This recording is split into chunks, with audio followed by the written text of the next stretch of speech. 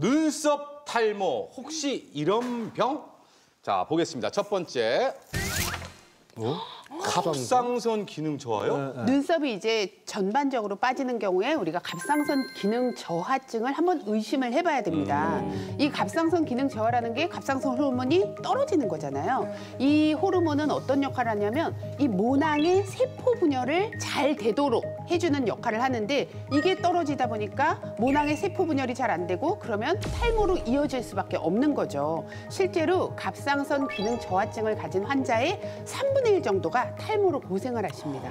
사실 이 이야기하면서 저도 정말 새롭게 알게 된 놀라운 사실인데 네. 아마 뭐 여기 계신 분들 모두가 다 아는 인물일 텐데 그 인물이 갑상선 질환 때문에 눈썹이 사실은 없는 거였다고 하거든요.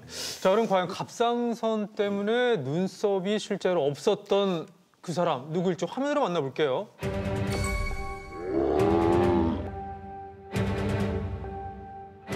자, 바로 모나리자예요?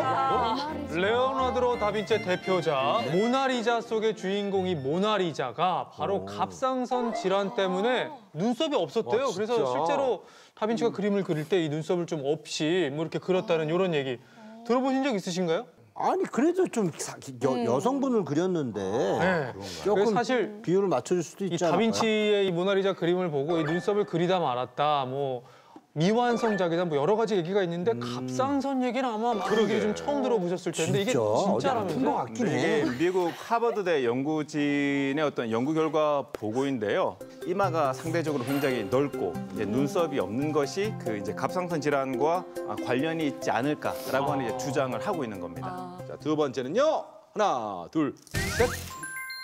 지루성 피부염이요?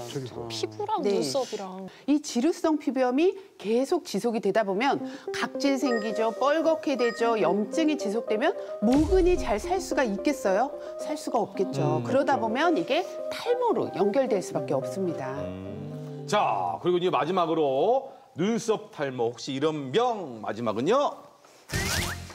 뭐 원형 탈모. 네, 일반적으로 이제 원형 탈모라 그러면 우리가 두피만 많이 생각을 하잖아요. 근데 눈썹에도 원형 탈모가 올 수가 있어요. 눈썹이 이렇게 듬성듬성 빠진다. 그러면 머리 안에도 원형 탈모가 있는지 우리가 확인을 해봐야 되고요. 거기뿐만 아니라 수염에도 생길 수가 있고 우리 전신에도 그렇게 드문드문 이제 털이 빠질 수가 있기 때문에 우리가 원형 탈모를 항상 의심을 해봐야 되는데요. 실제로 원형 탈모가 있는 사람들 중에서 심근경색이 생길 확률이 최대 4.5배나 높다라는 보고도 있기 때문에 주의하시는 게 좋습니다.